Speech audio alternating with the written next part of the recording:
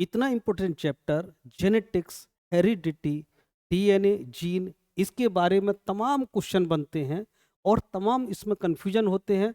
बिल्कुल सिंपल सा हम तैयार करेंगे जेनेटिक्स के बारे में। सबसे पहले हम कुछ बेसिक चीज़ जान लेते हैं। हमें मालूम है कि किसी भी कोशिका के अंदर, जैसे ये अगर कोशिका है, इस कोशिका के अंदर क्या होगा? केंद्रक होगा। केंद्रक के अंदर तमाम धागे से रचना होती है। उस धागे जैसी रचना को क्या बोलते हैं? क्रोमेटिन धागे बोलते हैं। यही क्रोमेटिन धागे जैसे ही कोशिका बंटने को होती है, टूटने को होती है, तो क्या बनाती है? तो ये धागे मोटे हो जाते हैं, इसको बोलते हैं क्रोमोसोम। इसको क्रोमोसोम बोलते हैं। और ये क्रोमोसोम को अगर हम थोड़ा सा और गहराई से देखें तो यहाँ से भी क्वेश्चन बनता है। क्रोमोसोम का जो सेंट्रल पॉइंट होता है, जहाँ पर ये दोनों भुजाएं जुड़ी हुई रहती हैं, उसको क्या बोलते हैं? उसको सेंट्रोमियर बोलते हैं। सेंट्रोमियर से एक भुजा छोटी होती है और एक भुजा लंबी होती है। जो लंबी भुजा होती है उसको क्यू आर्म कहते हैं और जो छोटी भुजा होती है उसको पी आर्म कहते हैं।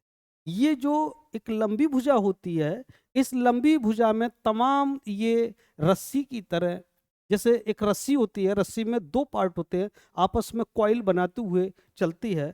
उस कॉइल जैसी रचना के लिए क्या बोला जाता है? कॉइल जैसी रचना को डीएनए बोला जाता है। अगर इसी को और अगर बारीकी से देखें, इस कॉइल जैसी रचना को अगर हम देखें तो ये डीएनए, ये पूरा पार्ट क्या होगा? इसको हम क्या बोलेंगे? इसको जीन बोलेंगे। और जीन, इसका ये जो एक पार्ट है, जैसे रस्सी का एक पार्ट, एक जो छल्ला है, एक पार्ट, इसको बोलेंगे हम डीएनए। नहीं,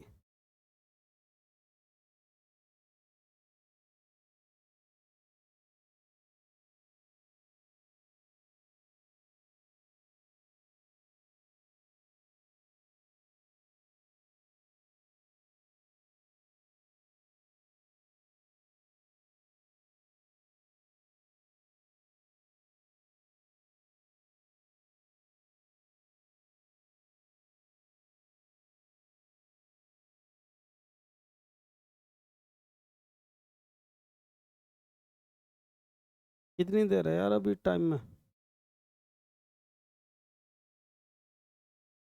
तो टाइम तो हो चुका। बीच में कॉल आ गई, हमारा जो है वीडियो खराब हो गई।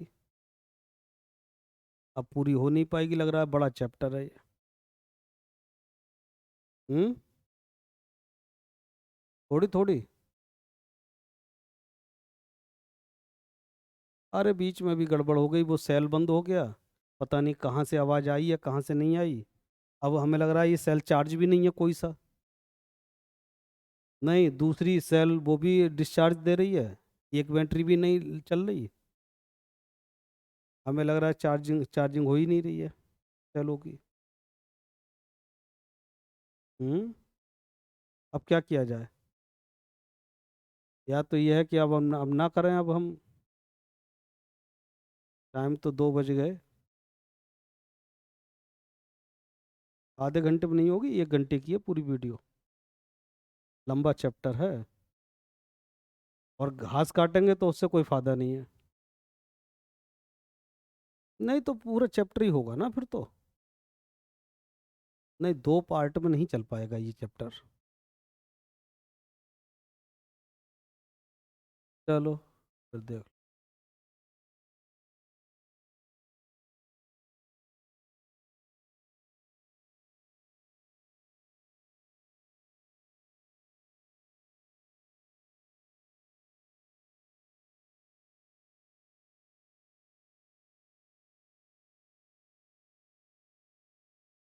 देखिए, जेनेटिक्स में से इतने क्वेश्चन बनते हैं, इतना कन्फ्यूजन होता है जेनेटिक्स में। छोटी छोटी टर्म्स पूछी जाती हैं और हम आंसर को गलत कर देते हैं। तो जीन्स के बारे में और डीएनए के बारे में और जेनेटिक्स के बारे में एकदम क्लियरली तैयार करने के लिए बहुत ज़रूरी है पहले इसका बेसिक कर लिया जाए कि जेनेटिक्स में जो छोटी छोटी जो टर्म्स आएंगी हमारे काम में, उन टर्म्स को क्लियर कर लिया जाए बेसिक, तो ज़्यादा अच्छा रहेगा, कन्फ्यूजन नहीं होगा। तो सबसे पहले आप यहाँ से चलिएगा कि जैसे किसी भी जीव की एक छोटी कोशिका होती है, और उस कोशिका के अंदर क्या होता है, केंद्रक होता है। केंद्रक के अंदर जो लिक्विड होता है इसमें एक धागे जैसी रचना होती है। इस धागे जैसी रचना को हम क्या कहते हैं, क्रोमेटिन धागे या क्रोमेटिन थर्ड। इस क्रोमेटिन थर्ड को हमने पीछे पढ़ा है कि जब कोशिका डिवाइड होने को होती है तो ये जो क्रोमेटिन धागे हैं ये छोटे हो जाते हैं, और छोटे, जब कोई चीज छोटी होगी तो मोटी हो जाएगी। जब ये छोटे और मोटे हो जाते हैं तो इसी धागे को क्या बोलते हैं, गुणसूत्र कहते हैं, क्रोमोसोम कहते हैं। अगर हम एक क्रोमोसोम को शुरू में देखें तो होता तो ये सिंगल धागा ही है, सिंगल होता है। बीच में जो सेंट्रल पॉइंट होता है इसको सेंट्रोमियर कहते हैं। तो ये जो धागा है बाद में चल के ये दो धागों में बट जाता है। इन दो धागों के लिए क्या बोला जाता है, क्रोमोटिड। क्वेश्चन बनता है कि गुणसूत्र के जो धागे हैं या गुणसूत्र के जो छोटे पार्ट्स हैं दो, उनको क्या कहा जाता है, तो उसको क्रोमोटिड कहा जाता है। क्रोमोटिड मतलब एक गुणसूत्र में कितने क्रोमोटिड होते हैं, दो क्रोमोटिड होते हैं। इसी क्रोमोटिड को अगर हम और गहराई से देखें तो इस क्रोमोटिड में एक भाग छोटा होता है जिसको हम पी आर्म कहते हैं, एक भाग लंबा होता है जिसको क्यू आर्म कहते हैं। जो लंबा भाग होता है अगर उसको और गहराई से देखें तो ये रस्सी की तरह आपस में लपेटे मारे हुए सा दिखाई देता है। इसको और क्लियरली देखें तो ऐसा दिखाई देगा कि जैसे कोई एक रस्सी के दोनों पार्ट आपस में लपेटे मारे हुए हों। तो ये जो लपेटे मारे हुए जो है इसको क्या बोलते हैं, इसको इसको बोलेंगे हम जीन, इसको जीन बोलेंगे। जीन कितना भाग बोला जाएगा, जीन केवल एक भाग, एक लपेटा जो होता है पूरा पूरा जो एक लपेटा होगा उसको क्या बोलते हैं, जीन बोलते हैं। और ये जीन किसका भाग है, सेगमेंट ऑफ डीएनए। इस डीएनए का एक भाग होता है जीन। तो डीएनए किस किस को मिलाकर के बनेगा, एक यहाँ क्वेश्चन बनता है कि भाई डीएनए, कभी डीएनए बोलेंगे हम, कभी आरएनए बोलेंगे, कभी गुणसूत्र बोलेंगे, गुणसूत्र, और कभी जीन बोलेंगे, जीन। तो अभी कोशिका के अंदर जो धागे जैसी रचना जो लंबी लंबी बनी उसको हमने क्या बोला, उसको हमने गुणसूत्र बोला, क्रोमोसोम बोला, उसको क्रोमोसोम बोला। और ये जो रस्सी जैसी रचना थी, रस्सी जैसी रचना थी, इसको बोला हमने डीएनए, डबल हेलिक्स मॉडल।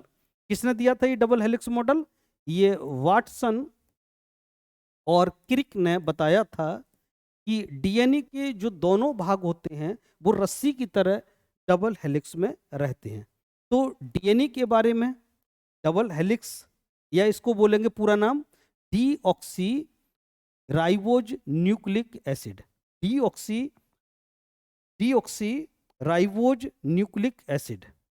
तो ये डबल धागों का बना हुआ लपेटेदार होता है, इसको डीएनए बोलेंगे। तो डीएनए का जो एक सेगमेंट है, जो एक सेगमेंट है, जैसे कि ये वाला सेगमेंट काट लीजिए तो ये सेगमेंट क्या बोला जाएगा, इसको हम जीन कहते हैं। एक सेगमेंट को जीन कहते हैं, एक सेगमेंट। तो जीन जो है इकाई है इसकी, किसकी इकाई है, डीएनए की इकाई है। डीएनए पूरा है और डीएनए का छोटा रूप क्या है, जीन है। अगर इसमें केवल एक धागा रह जाए तो इसको हम आरएनए कहेंगे। और ये पूरा डीएनए, पूरा जो डीएनए है, इस डीएनए की दोनों भुजाएं अगर हैं, ये दोनों भुजाएं अगर हैं तो ये क्या होगा, गुणसूत्र होगा। तो गुणसूत्र की इकाई क्या है, गुणसूत्र की इकाई क्या है, जीन। गुणसूत्र की इकाई सबसे छोटी इकाई क्या है, जीन है। तो जीन जो बनेगा वो एक पार्ट है डीएनए का। तो सबसे पहले थोड़ा सा डीएनए के बारे में देख लेते हैं, डीएनए में क्या क्या होगा। डीएनए में ये जो दोनों धागे हैं, इन धागों पर इन पॉइंटों पर क्या क्या चीज होगी? एक तो होती है शुगर, एक पेंटोज शुगर होती है। देखिए यहां पर क्लियरली दिया गया है, एक होती है पेंटोज शुगर, एक पेंटोज शुगर होती है। पेंटोज शुगर का मतलब है इसमें 5 कार्बन होते हैं, 5 कार्बन होने की वजह से इसको पेंटोज शुगर कहते हैं। तो एक धागे में एक तरफ पेंटोज शुगर होगी, जो दूसरा धागा है इसमें भी ये पेंटोज शुगर होगी। पेंटोज शुगर, पेंटोज शुगर से क्या लगा रहता है? फास्फेट लगा रहता है, फास्फेट लगा रहता है। देखिए दोनों तरफ से फास्फेट लगा हुआ है, दोनों तरफ से क्या लगा हुआ है? फास्फेट लगा हुआ है। इधर क्या लगा रहता है? फास्फेट लगा रहता है। तो अगर हम एक डीएनए की बात करें तो डीएनए में क्या क्या चीज हो गई? एक तो हो गई पेंटोज शुगर, पेंटोज शुगर, और दूसरी क्या हो गई? फास्फेट हो गया। तीसरी चीज क्या हो गई? बेस। बेस कौन से हैं? ये वाले बेस, ये जो हैं ये बेस हैं, ये बेस हैं। बेस कौन कौन से होते हैं? बेस, बेस मतलब क्षार, बेस क्षार होते हैं। और इन क्षार को आपस में जोड़ने के लिए क्या होता है? हाइड्रोजन बॉन्ड होते हैं। तो एक अगर हम डीएनए की बात करें तो डीएनए में कितनी चीजें हो गई? ये 4 चीजें हो गई। एक पेंटोज शुगर, दूसरी फास्फेट, तीसरा क्षार या इनको नाइट्रोजनी क्षार कह देते हैं, और चौथी चीज हाइड्रोजन बॉन्ड। तब जाकर के एक क्या बनता है? एक डीएनए बनता है। ये जो क्षार होते हैं वो 2 तरह के होते हैं, एक प्यूरिन क्षार, एक प्यूरिन क्षार और एक पिरिमिडिन क्षार। प्यूरिन क्षार कौन सा होता है? एडेनिन, एडेनिन नाम का होता है, एडेनिन। और इसको बोलते हैं ग्वानिन। एक होता है थाइमिन और एक होता है साइटोसिन। ये 4 क्या होते हैं? नाइट्रोजनी क्षार होते हैं। प्यूरिन टाइप का नाइट्रोजन क्षार कौन सा होता है? एडेनिन और ग्वानिन। पिरिमिडिन टाइप का क्षार कौन सा होता है? थाइमिन और साइटोसिन। हमेशा ध्यान रखना, एडेनिन हमेशा थाइमिन से डबल बॉन्ड से जुड़ेगा और ग्वानिन हमेशा साइटोसिन से ट्रिपल बॉन्ड से जुड़ेगा। एक डबल बॉन्ड से जुड़ता है, एक ट्रिपल बॉन्ड से जुड़ता है। एडेनिन, ग्वानिन और थाइमिन और साइटोसिन। तो ये डीएनए में 4 तरह के क्या होते हैं? नाइट्रोजनी क्षार होते हैं। ये हो गया डीएनए के बारे में क्लियर। अब थोड़ा सा ये जो दोनों धागे हैं, ये दोनों धागे हैं, अगर ये दोनों धागे हैं तो ये डीएनए स्ट्रक्चर होगा, और अगर केवल एक ही धागा है तो ये आरएनए का स्ट्रक्चर होगा। तो आरएनए और डीएनए में किस बात का अंतर हो गया?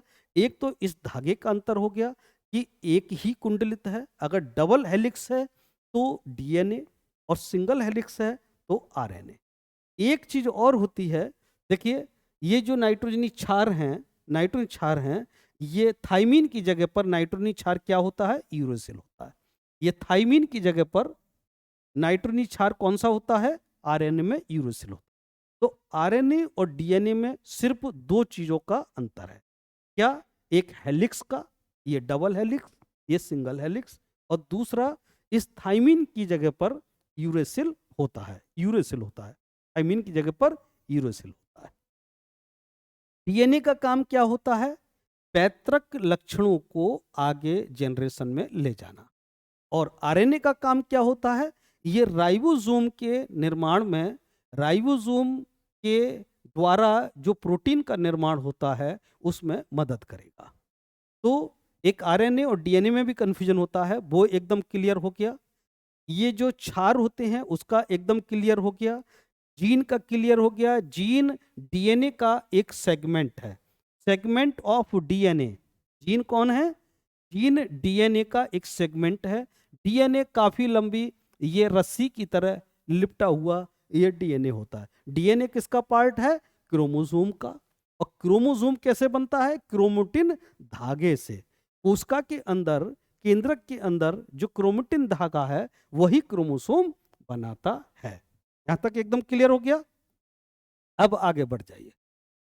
अब एक टर्म्स आती है लिंकेज और एक टर्म्स आती है क्रॉसिंग ओवर। पीछे भी क्रॉसिंग ओवर का नाम आया था जब हमने सेल साइकिल पढ़ा था, तो सेल साइकिल में एक जगह आया था। सेल साइकिल में बताया था एक मियोसिस होता है और एक माइटोसिस होता है। तो माइटोसिस और एक मियोसिस, मियोसिस की एक पैकाइटीन अवस्था आई थी, प्रोफेज फर्स्ट की पैकाइटीन अवस्था। तो वहां बताया था कि क्रॉसिंग ओवर होता है। क्रॉसिंग ओवर का मतलब है कि गुणसूत्र के जो खंड हैं वो आपस में एक्सचेंज हो जाते हैं। जब माता पिता के गुणसूत्र के इनके खंड जब आपस में एक्सचेंज हो जाते हैं तो बच्चों में जो लक्षण जाएंगे, कुछ पिता के चले जाते हैं, कुछ माँ के चले जाते हैं। जैसे ये मान लीजिए पिता है, मेल है, तो मेल के ये वाला खंड जिसमें कौन सा जीन है, ए और वी, ए और B, capital A capital V, ये कैपिटल ए हो गया और ये कैपिटल वी हो गया। माँ का जो जीन है उसमें स्मॉल ए स्मॉल बी, ये स्मॉल ए हो गया, ये स्मॉल बी हो गया।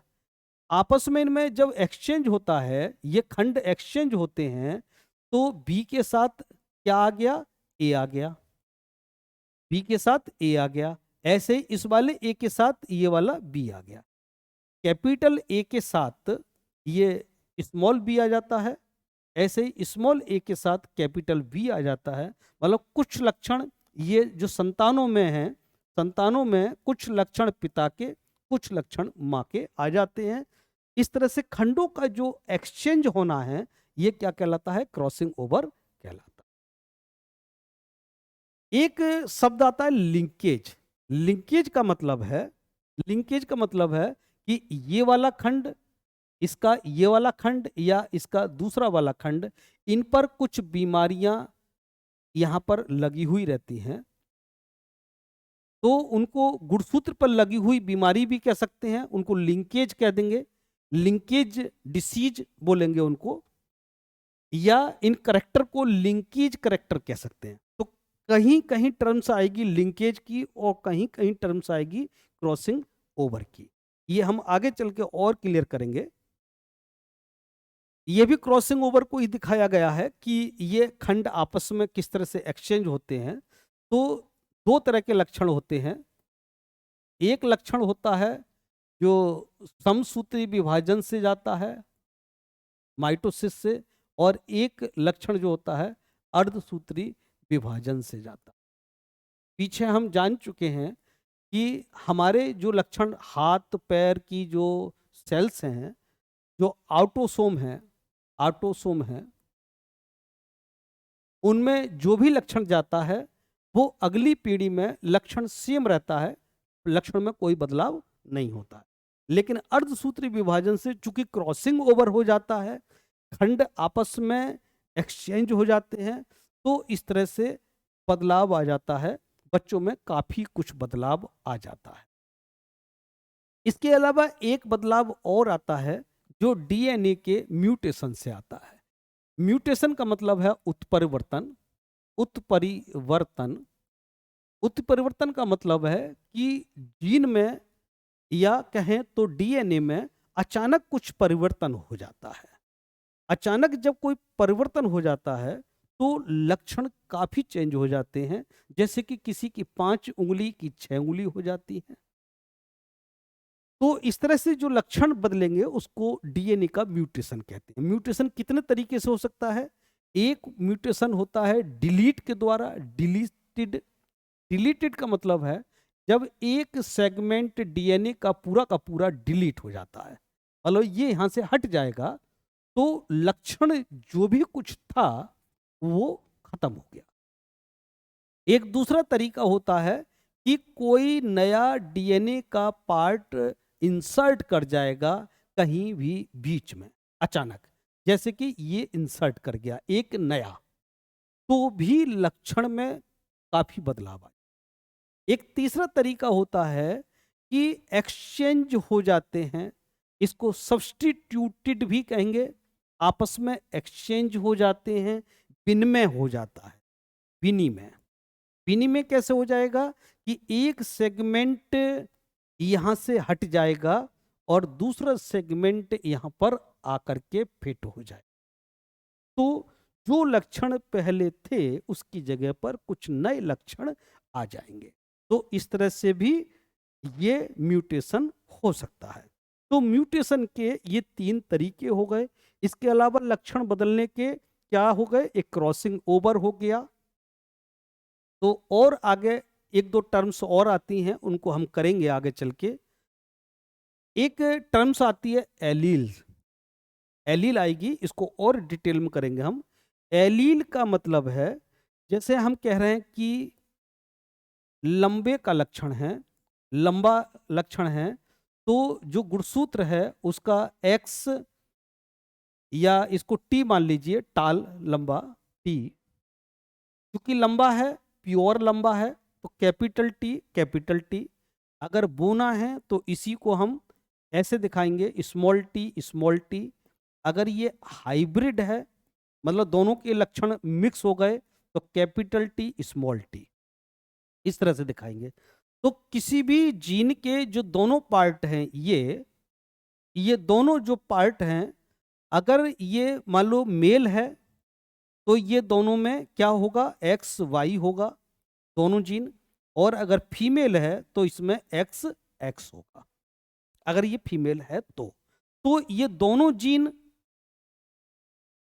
जीन को अलग अलग हम करें, तो जब ये अगली जनरेशन में जाता है तो एक जीन ये अलग जाएगा और दूसरा जीन ये अलग जाएगा।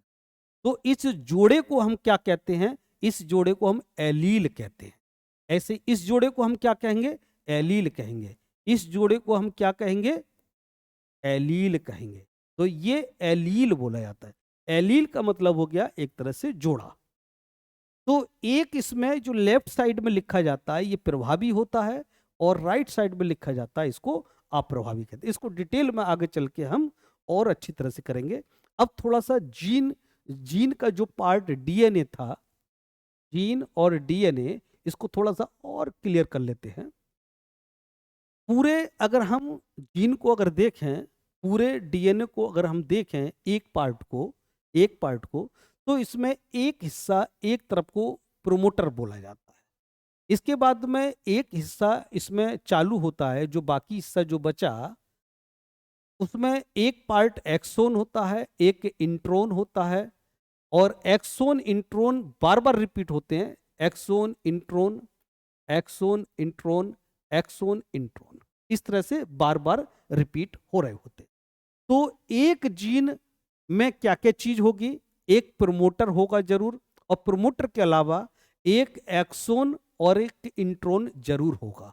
अगर ये एक भाग है तो ये एक जीन बोला जाएगा। ऐसे ही बाकी ये रिपीट होते हैं बार बार, एक्सोन इंट्रोन रिपीट होते रहते हैं, एक्सोन इंट्रोन रिपीट होते रहते हैं, ऐसे रिपीट होते हैं। मतलब एक भाग प्रोमोटर जरूर होगा। प्रमोटर क्या करेगा, ये आरएनए के पास पहुंच करके, आरएनए से मिल करके, आरएनए से मिल करके, और इनमें मैसेंजर आरएनए के माध्यम से ये अमीनो एसिड की चेन बनाएगा, अमीनो एसिड की चेन बनाएगा। और अमीनो एसिड आपस में मिल करके क्या बनाती है, प्रोटीन बनाती है।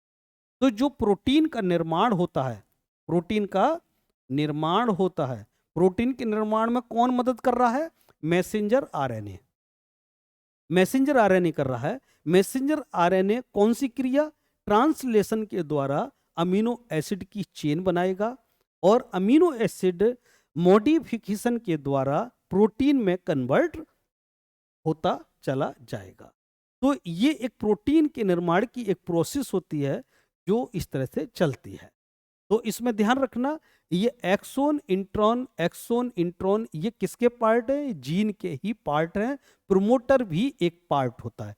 जीन का एक मुख्य पार्ट क्या होता है, प्रोमोटर होता है, प्रोमोटर। ये आगे चल के इसमें और भी क्वेश्चन बनेंगे, वो वहां पर बात करेंगे। एक इस तरह से छोटी छोटी चीजें पूछी जाती हैं, ये आगे चल के हमारे काम आएगी जेनेटिक्स में।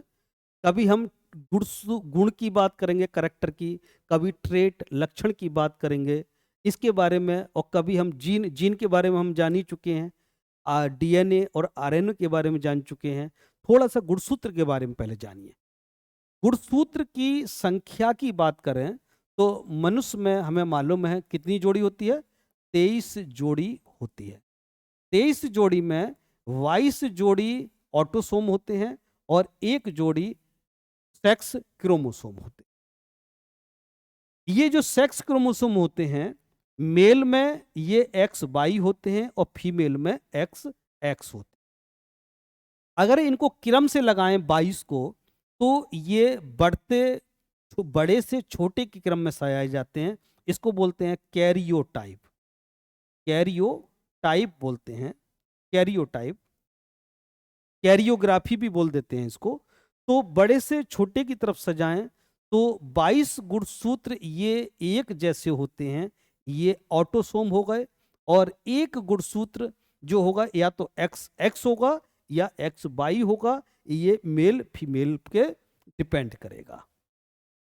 तो इस तरह से गुणसूत्रों की संख्या भी हमें ध्यान रखना पड़ेगा, तभी हम आगे चल के इनके जवाब दे पाएंगे। तो ये भी क्लियर हो गया, ऑटोसोम और हिट्रोसोम।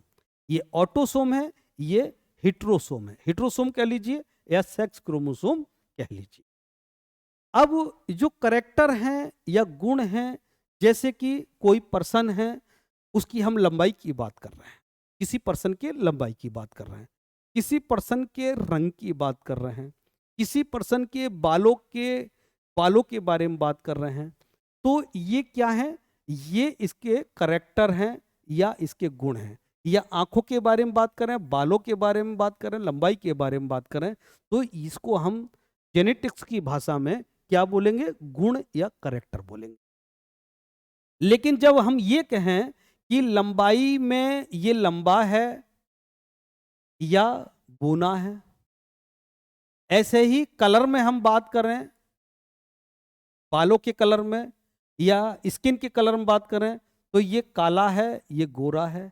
ऐसे ही बालों के हेयर के बारे में बात करें, ये घुंघराले हैं या सीधे हैं। तो जब इनका विशेष रूप हम देखते हैं किसी गुण का, तो उसको बोलते हैं, उसका लक्षण या उसको ट्रेट बोलते हैं। ट्रेट मतलब ये इसका बारीक चीज है, ट्रेट या लक्षण। तो कभी हम ट्रेट या लक्षण की बात करेंगे और कभी हम गुण या करेक्टर की बात करेंगे। गुण मतलब मोटा मोटा जब बताएंगे तो गुण या करेक्टर होगा। जब उसको बारीकी से बताएंगे, दोनों टाइप की, लंबाई लंबा भी हो सकता है, बूना भी हो सकता है। कलर की बात करें तो काला गोरा भी हो सकता है। बालों की बात करें, घुंघराले और सीधे बाल हो सकते हैं। तब उस समय हम ट्रेट की बात कर रहे होंगे। अब इसमें अगली चीज पर आते हैं कि हेरिडिटी का मतलब क्या है। हेरिडिटी हेरिडिटी का मतलब है कि जो करेक्टर थे, किसी भी पर्सन में जो करेक्टर थे या उसके ट्रेट थे माता पिता में, वो किस तरह से उसकी जनरेशन में जाते हैं। पिता के अपने करेक्टर होंगे, माँ के अपने करेक्टर होंगे। करेक्टर या ट्रेट दोनों की बात कर रहे हैं हम एक साथ। तो वो बच्चे में किस तरह से जाते हैं, इसका अध्ययन करना क्या कहलाएगा, हेरिडिटी बोला जाएगा। अब जैसे हम करेक्टर की बात कर रहे थे, गुण ट्रेट की बात कर रहे थे या करेक्टर की बात कर रहे थे, तो करेक्टर क्या का था, आंखों का रंग, बालों का प्रकार, ऊंचाई, त्वचा का रंग या ब्लड ग्रुप, ये तो था करेक्टर। अगर इसकी ट्रेट की बात करें तो आंखों का रंग, किसी की आंखें नीली, किसी की आंखें काली, बाल किसी के घुंघराले, किसी के सीधे, ऊंचाई कोई ऊंचा, कोई जो है बौना, स्किन का कलर कोई काली कलर का स्किन, किसी की जो है मिलेनिन की वजह से जो है कैसी, उसकी सफेद भी हो सकती है। रक्त है, blood group A, blood group B, इस तरह से ए बी। तो ये सब क्या है, करेक्टर। तो जब इनकी बात होती है कि आगे की जनरेशन में ये कैसे जाते हैं, अगली पीढ़ी में कैसे जाते हैं, ये साइंस की ये टेक्नोलॉजी क्या कहलाती है, हेरिडिटी बोली जाती है। हेरिडिटी या हिंदी में कहें तो इसको वंशागति। तो वंशागति में जब भी ये लक्षण जाएंगे तो कभी कभी तो लक्षण बिल्कुल सेम जाते हैं। तो सेम जाते हैं, अगर ये 22 जोड़ी में लक्षण जा रहे हैं तो 22 जोड़ी वाले लक्षण कैसे होंगे? सेम होंगे। और जो एक जोड़ी जो अलग से होता है वो लक्षण कुछ अलग होगा, क्योंकि उसमें माता और पिता के दोनों के लक्षण आ रहे होंगे। तो अगली पीढ़ी में अगर अपनी जैसी ही जाति बनती है, सूरजमुखी है तो अगली जनरेशन में सूरजमुखी बनेगी, आम है तो आम ही बनेगी। तो इस चीज का एक तो ये फायदा है कि अपनी जनरेशन एज इट बनी रहती है, ये इसका हेरिडिटी का लाभ है। लेकिन कभी कभी क्या होता है, म्यूटेशन होने की वजह से, क्रॉसिंग ओवर होने की वजह से किसी की दोनों या तीनों संतानों में कुछ अंतर आ जाता है। तीनों संतानों में कुछ अंतर आ जाता है। ये अंतर वातावरण का भी हो सकता है, ये अंतर किसी और चीज का भी हो सकता है। जब इनमें अंतर आ जाता है तो इस चीज को कहते हैं वेरिएशन। और जब कोई अंतर नहीं आता है तो उसको बोलते हैं समानता। कभी कभी तीनों संतानें सेम होती हैं, हर तरीके से संतानें सेम रहती हैं, तो उसको समानता कहेंगे। और जब अंतर आ जाएगा तो उसको वेरिएशन कहेंगे। कभी कभी ये वेरिएशन इतना ज्यादा आ जाता है म्यूटेशन की वजह से, तो उसको कहते हैं इवोल्यूशन। इवोल्यूशन का मतलब हो गया जब और बढ़िया और बढ़िया और बढ़िया लगातार विकास जब करता जाता है, विकास करने के बाद जब हाई लेवल की जब कोई प्रजाति बनती है तो इसको इवोल्यूशन कह देते हैं, इसको विकास कह देते हैं। तो विकास का जो कारण है वो क्या है? वेरिएशन है। वेरिएशन की वजह से विकास होता है और हेरिडिटी की वजह से सेम करेक्टर बना रहता है। अब हम जेनेटिक्स के बारे में पढ़ेंगे, इसको डिटेल में एक अलग पार्ट में लेके आते हैं। आप जीन के बारे में, जेनेटिक्स के बारे में जान गए हैं, छोटी छोटी चीज़ें सारी टर्म्स हो चुकी हैं। अब इसमें मेंडल के नियम और कैसे लक्षण आगे जाते हैं वो पूरा डिटेल अगले पार्ट में करते हैं।